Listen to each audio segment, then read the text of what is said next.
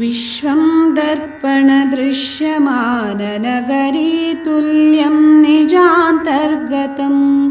पश्यन्नात्मनि मायया बहिरिवोद्भूतं यथा निद्रया यः साक्षात् कुरुते प्रबोधसमये स्वात्मानमेवाद्वयम्